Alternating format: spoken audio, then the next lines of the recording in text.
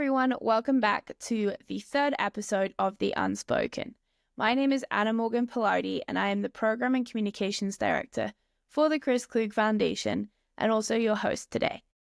I'm really thrilled to be hosting another episode of the Unspoken to discuss everything not discussed surrounding transplant. Today I will be joined by Paula from NMDP to discuss stem cell donation. Currently in the US, there are over 9 million people registered as stem cell donors. However, we're always looking to increase this number, as stem cell donation is very unique in the way that people are matched compared to other tissues and organs. And we're going to dive into that world today. But before we do that, I wanted to bring back our segment CKF In The Brief, where I share everything we have coming up in the world of CKF.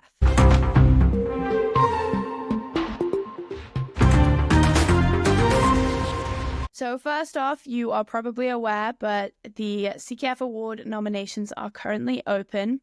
We are looking for a hero, a Bounce Back Give Back Award winner, and a community champion. If you know somebody in the community, donation or transplant, that has gone above and beyond to inspire and educate others and support them through the process, or educate them to register as donors, and just generally being an incredible human being that deserves recognition, please nominate them for this award. The winners will join us in August in Aspen, Colorado for our annual Wine and Dine Gala, along with one guest for a 4-day trip. They will also be featured across our social media and our website, and we will celebrate them all year long. If you'd like to learn more, please head to our website, www.chrisklugfoundation.org. National Donate Life Month is going to be upon us before we know it. And this year we will be back with our proclamations. So we will be working with local towns, cities, and counties to proclaim National Donate Life Month, or April, as National Donate Life Month. We will be also requesting landmarks nationwide to light up blue and green. You can also get some tools and samples of things to be able to reach out to landmarks and places in your area to light up as well through our website. And finally, April 23rd will be World Book Day this year again. And we are going to be running a Read and Register campaign where we work with 50 elementary schools, 50 middle schools, and 50 high schools to provide them each with 2 free organ donation themed books to teach their students about the gift of life. We will also be providing activities and games to go along with these books to heighten that learning. If you'd like to place an order, you can do that at our website. This will be nationwide, so open to anyone. And the books that we will be providing are, for elementary schools, will be Clayton Sparks Leaves His Mark by Abby Gray. For middle schools, will be from the Howl the Owl series, will be Howl Helps Bella from Brando Cortez. And for the high school students, it will be 17 Again, A Story of Life After Life by Lisa Bolt. So again, if you'd like to learn more or order those books for your kiddo's high school, or maybe your classroom, or if you just want to genuinely learn more to be able to put the word out there, please head to our website, chrisklugfoundation.org. And then under awareness events, you're going to find National Donate Life Month. And that is all our news in CKF In The Brief. Obviously, we have so many more things, and I could probably take up this entire podcast telling you what we have coming up. So if you're interested in anything else, please check out our website, and all the information is there for you, or follow us on social media, check out our newsletters. But for now, let's dive into stem cell donation with NMDP. I am joined today by Paula with NMDP to discuss stem cell donation. We are super excited to have you on today's show. Thanks for joining us. Thanks for having me. Yeah, so let's dive right into it. So what is NMDP? And you guys have gone by multiple names. Yes. So we'll preface Happy to start there. So NMDP, we are the nonprofit that operates the National Bone Marrow and Blood Stem Cell Donor Registry. We have been known before as Be The Match. That's probably the name that people who've heard of us before would remember, or National Marrow Donor Program. we used to kind of be known by both names. Early 2024, organization decided to come together under one name. Now it's technically just the letters NMDP, but used to be like artist formerly known as Be The Match National Marrow Donor Program. So our purpose is educating about growing this registry that is so crucial for people with blood cancers and blood disorders. And my job is all about that registry and keeping it fresh, growing, diverse, etc. But happy to get more into that. Awesome. I always love the alphabet soup that goes on in nonprofits and transplant. And you guys have definitely done the alphabet soup. Yes, you're welcome. Hopefully in a few years, everyone it'll roll right off your tongue. NMDP. Mm-hmm.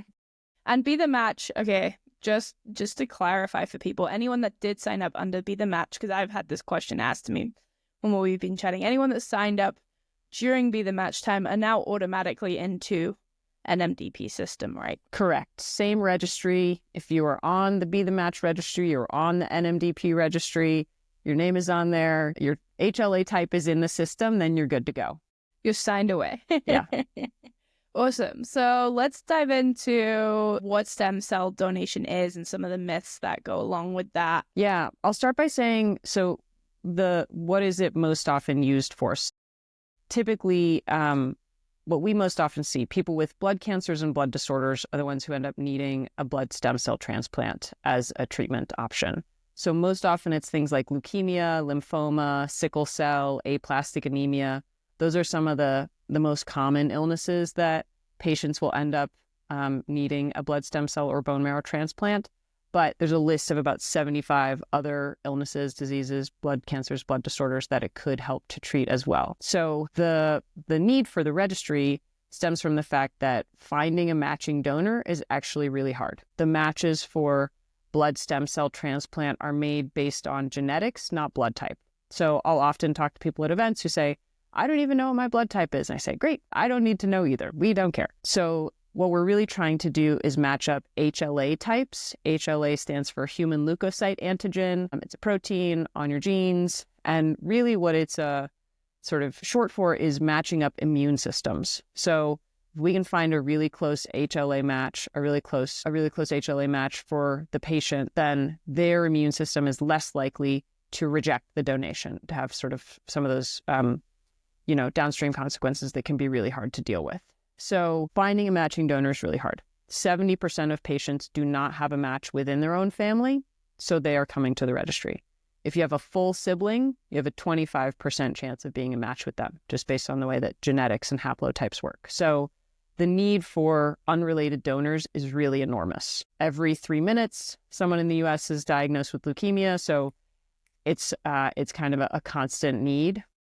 So that's sort of at the base of what the needs for growing the registry really come from. Some of the myths I'm happy to go into if that.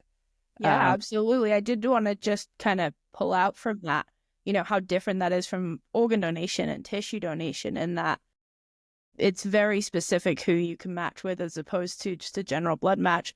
And I'm trying to think, something just popped into my brain and it's gone. So I'll let you continue and it'll come to my brain eventually.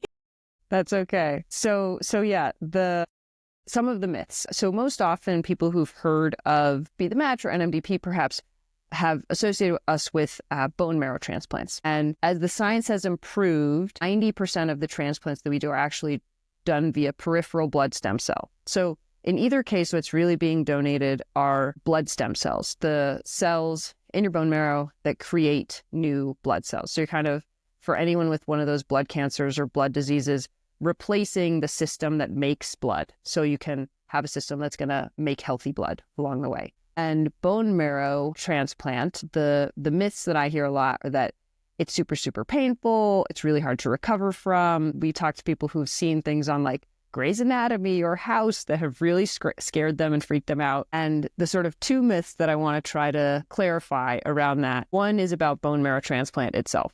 So still about 10% of our donations are done via bone marrow transplant.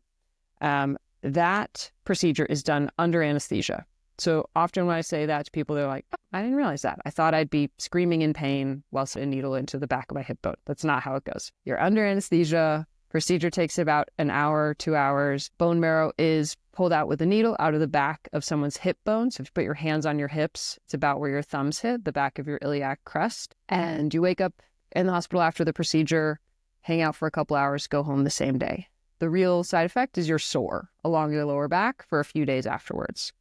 But 90% of donations nowadays are done via peripheral blood stem cell. And that procedure looks just like donating platelets or plasma. The donor will be awake, sitting in a chair. They'll have a needle in each arm, and blood gets pulled out, goes through an apheresis machine, which spins the blood around, pulls out the blood stem cells that we're looking for, and puts the rest of the blood back in.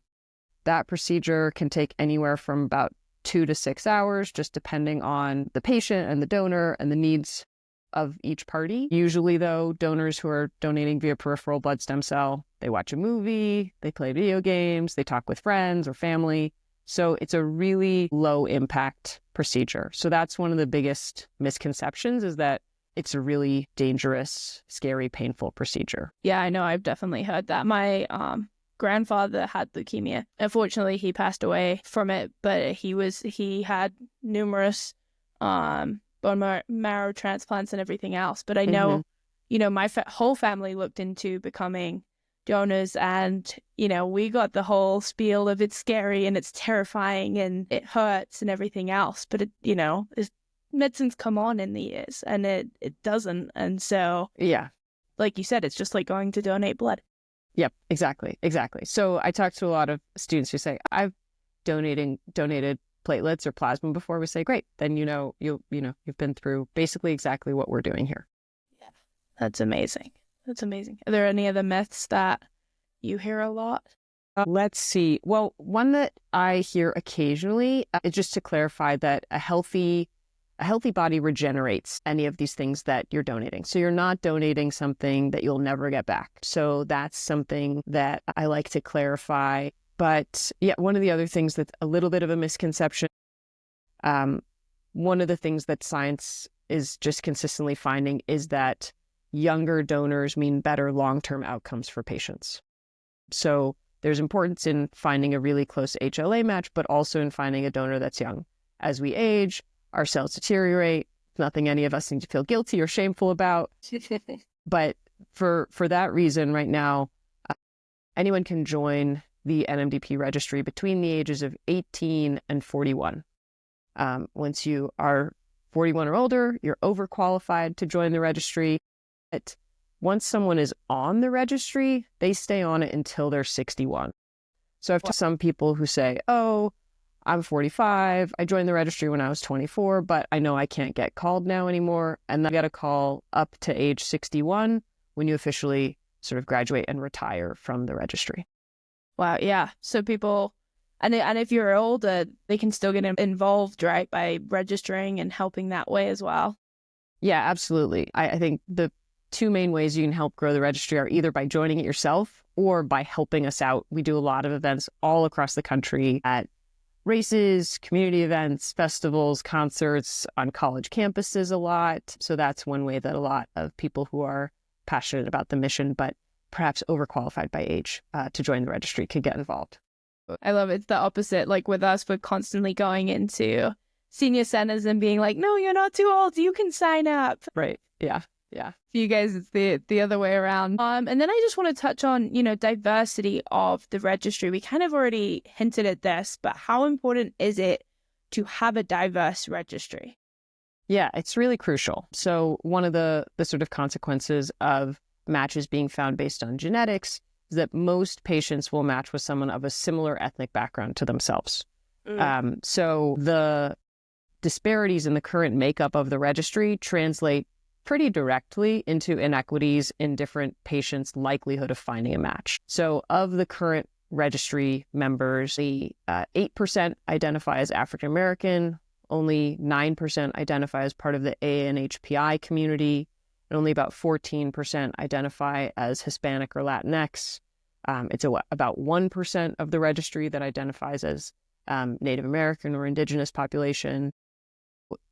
People who have those backgrounds, different ethnic backgrounds, who are not of European or Caucasian descent, have a much harder time finding a matching donor. I talked recently with a a nurse here in Colorado. She's a bone marrow transplant nurse. She's worked in Colorado and in Philadelphia, and she's back in Colorado. And she said it was a really illuminating experience to go from Colorado, which she worked with a lot of patients who are white, to being in Philadelphia, working with a much more diverse patient population, and what she had come to understand as a pretty high likelihood that patients would have a matching donor, realizing that that really is not a given across the board. Well, and that's the same in most transplant fields, is that the registry rate for diverse communities tends to be lower, but the wait list tends to be higher. And so it's so important that communities are registered. And I think education is the key to that. And groups like yours going out into those communities and educating people, and having members of those communities advocate and share their stories is key to that.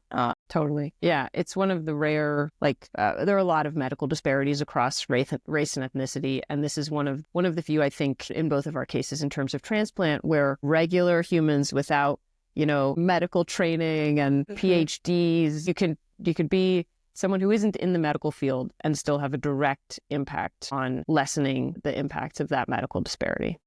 Yeah, I've never thought of it. That's a great way to put it. You don't need a degree to make a difference in this particular field. Totally. Yeah. That's a great way to put it. I like that. I might steal that. Go for it. Love it. So can you outline from start to finish, from the day that somebody hears about NMDP all the way to, when they get home from the hospital, what the process looks like for registering and donating and what they might expect? Yeah, absolutely. I might share this by sharing my own story, start to finish, and then illuminating parts where it's a little different. So I went to college many, many moons ago, and I was an eager freshman who went to one of those college activities fairs, booths, tables, clubs, handing out pens and candy. And I think I went to every single booth in search of candy and pens. And one of the booths was Be The Match at the time, now NMDP, the registry. And they said to me, you can join the registry. It only takes a couple minutes. You'll do a cheek swab today, and that puts you on the list of potential donors, and you could potentially save a life down the line. And I figured, heck, why not? So I answered a few questions. I put a Q-tip in my mouth, did a little cheek swab, and went about my day. Went about my college life, graduated, moved home to Denver. And 6 years after I joined the registry, I got a call that I was a potential match for a 9-year-old girl with aplastic anemia. And it was a pretty easy yes for me. I figured I'm 24, I'm as healthy as I'll ever be. I've got a job. I was working as a middle school teacher at the time. I have PTO. I have support from my family who lives in the same city as me. I'll get some people bring me flowers at the hospital. So I said yes, that I was willing to move forward with donation. And the first thing was I was sent to go do some confirmatory blood testing. So some blood tests just to make sure that in the 6 years that had passed, make sure that I was well enough to be a donor, that I didn't have any blood conditions or blood diseases I didn't know about that would prevent me from being a donor, and also to make sure that I was still the best match possible for that patient. So did some blood tests, those checked out. They said the next step was for me to do a physical, so just another check. And we care a lot about our patients, but also about our donors and their health. So ensuring that a donor is healthy enough that they're not going to have any impacts from donating, that they're not at risk for side effects. So did a really thorough physical. That was great because I was not in the habit of going to the doctor a lot at the time. Thought, okay, great. I know I'm healthy right now. And then they communicated with me about the timeline. I was first informed that I was a potential match in April of 2012, and it wasn't actually until November of 2012 that I donated. Based on my recipients' timeline and needs and my own timeline and needs, they worked with us to find a good time. I went over my Thanksgiving break. I donated bone marrow, and part of that I think is because Bone marrow is more common in pediatric patients, less and less common now still. But so I went into the hospital early one morning. They put me under anesthesia. The procedure was done, pulled out about 5% of my bone marrow, woke up in the hospital bed, hung out, ate some Jell-O, did a little lap around the floor to show them I could walk, and then I went home.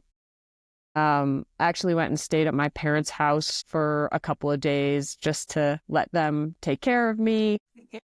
I was pretty sore along my lower back, but the extraction is done with a needle, so there's no stitches, no incision or anything like that. So I didn't have to go back into the hospital ever. I was back at work the next week, got to tell my students about it. And after that, about a year later, so once transplant happens, a year after transplant, if both parties want to be put in touch, they'll let you exchange contact information. And so I had said, I'm a yes. My recipient was a kid. I wanted to be up to her family. So down the line, I actually, about a year and a half after donation, got an email from a guy who said, I'm the father of the girl you donated to. You saved her life. We're so grateful. We just want to know who you are. So I got to communicate with them. Eventually, their family drove up from Texas to Colorado to meet me and my family. We had them over for a barbecue in my parents' backyard. And Ashley turned 22 last fall, made a full recovery, and she's doing really well. Amazing. That's what one instance can look like. Some of the things that might differ, for me, it was 6 years between when I joined the registry and when I got that call. On average, it is about 4 to 6 years, but there are a lot of people who do get that call much sooner. It takes about 6 to 8 weeks for a cheek swab to actually get onto the registry.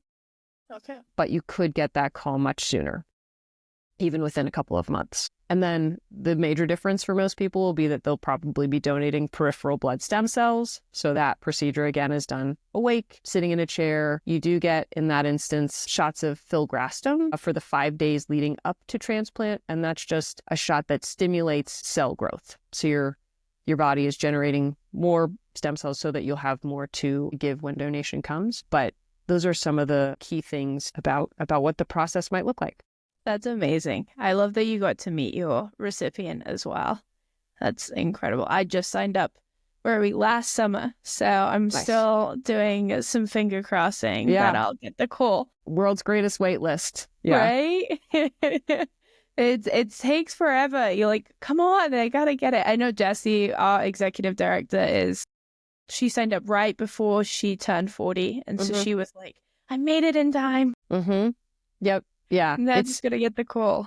It's an important note, too, that when I joined the registry, like a lot of people at college, I put my parents' address. Fortunately, I had the same phone number. I definitely didn't have the same email address. So for people joining the registry, just a note to keep in mind that keeping your contact info up to date so that we know where to reach you if you are ever a potential match for a patient. That's amazing. And then I wanted there's a couple questions that came to mind as you were saying that, or as you were walking us through. If it so happened, I know with sort of kidney donation, if you are to donate and then later on you need a kidney, you have priority. Is there anything that works like that with NMDP in terms of stem cell donation? And this is a totally off the cuff question. No, it's a great question. Not that I'm aware of. One of the, I think, differences between like a blood stem cell transplant and an organ transplant, the idea of sort of like waiting on a list on the recipient side doesn't translate, I think, as well. That usually if there is a match, we're moving on it because it's so, for a lot of patients, there really is only one match on the registry. Or maybe there's one excellent match and a couple of other decent matches. Yeah. And so I think one of the things I can mention is that most people on the registry are called to donate 0 times. Very, very rare that someone is called to donate more than once. Yes. Most of the instances where I've heard of that are where someone is donating for the same patient who may be relapsed or has a need for an additional transplant. Yeah. Yeah. No, that's, I think, great to note that, it's not so much of a wait list for the patient side as it is for the donor side in terms of stem cell donation. And then what was the other one that just came to my mind? You guys do a lot of, supporting your donors I just wanted to ask, did you want to talk about that for a minute and what, you guys do? Absolutely. Yeah. So for our donors, we treat them like royalty. We're incredibly appreciative to our donors. And so one of the things that's really important for people to know is that NMDP covers all the costs associated. So first of all, medical costs. When I was a donor, I never showed my insurance card to anyone. It wouldn't have mattered if I didn't have health insurance. I had a little card that said at the time, Be the Match on it. And that's what I showed when I went to do blood work, have my physical, the actual transplant. So we cover all the medical costs, but any other barrier that might stand in the way between a donor and saying, yes, we want to break down those barriers as much as we can. So we cover the cost of travel. So in my case, I lived in Denver, donated in Denver. Often people do their donation in the same city where they live, but in some instances, they might be asked to travel within the US for their donation. And if that's the case, we cover all the travel costs for the donor and a companion. So sort of an all expenses paid donor vacation, flights, hotel, meals, Ubers, you name it. And that's something that definitely we want to make clear to people that they wouldn't be asked to cover any of those costs. We also can cover things like pet care, child care, if those are needs that a donor has, or lost wages. If they're in a job that isn't able to give them that paid time off, we can compensate them for that time in that absence. But yeah, just one example of how we'll really like bend over backwards to work with people. We had a donor here in Colorado actually who his donation date ended up being right around the time that his pregnant wife was due to deliver their first baby. And he was concerned about leaving her alone. He was traveling, I think maybe to DC for his donation. And we wanted to help out with that situation. And so what we ended up doing was paying for the donor and a friend of his to travel together for his donation. So he still got to go and have a companion. But we also paid for his wife's mom to fly in from out of town to be with her while her husband was out of town. So he went, he did the donation, he came back. After he returned home, his wife had the baby. So banner week for that guy, saved a life, brought a new life onto planet Earth. But we really are willing to work with people and their various circumstances. And as we have younger donors, our team spends a lot of time doing calls to professors or sports team coaches to explain the importance of what the that person has as a potential, and to sort of help them pave the way and make space for that to happen. That's incredible. I think, and so unique, because there's not many organizations that do that for donors in any field. So it's really impressive. And I really want them to make a Hallmark movie off of that guy's story, because I think that I would pull my eyes out the whole way through. Yeah, that would be great. A first movie sponsored by NMDP. We'll see. We'll do a screening. We're doing one this month for kidney donations. So we'll do a big screening. It'll be great. That would be awesome. I love it. And then lastly, how, if somebody is inspired after hearing this, do they go about and register as donors? What is the easiest way for them to do that? So for anyone who wants to join the registry, it's real easy to do. Anyone can text Chris Klug to the number 61474, and we'll also drop a link in like the show notes or whatever, the way the podcasts do that. And when you text when you text Chris Klug to 61474, you'll get back in a text a link that will take you to our registration page. So you're going to do an online registration. You answer a few eligibility and contact info questions. And at the end of the sign-up process, there's a page about your swab kit, that cheek swab that I mentioned. And if you're registering online, you can just click an option to have a swab kit sent to me. So then we will mail you a standard size envelope that has 2 cheek swabs in them. You'll do the cheek swabs, put them back in the envelope, and you'll send them back to the biorepository. No stamp needed. It's pre-postage, trying to make it really easy for people to join from wherever they are, whenever they are. We also have events happening all across the country that you can find information about on our website. The easiest way to do it is to go online and sign up there. So you'll do that sign up, you'll get the swab kit in the mail, you'll send it back. Remember to send it back. And then you'll get an email when you have officially made it onto the registry, and then you may never hear from us again. But if you do, it means that you have a chance to save a life. So keep an eye out for any further communication from us. It's incredible. Well, thank you so much for your time. And anybody that's interested in volunteering with us and hosting a drive, we are partners with NMDP. We do events with, or partner with our events to have drives at them. So we would be happy to have people volunteer and recruit at those. Or if you are hosting one in your area and you'd like support or to do that there, we are happy to send you out a kit as well. So just let us know. Any organizations that are interested in maybe becoming partners too, Paula is amazing and incredible and will help you get on your way as well to becoming partners and encouraging people to become stem cell donors. Thank you so much for your time, Paula. This was great. And thank you everybody for listening. And we will catch you on the next Unspoken.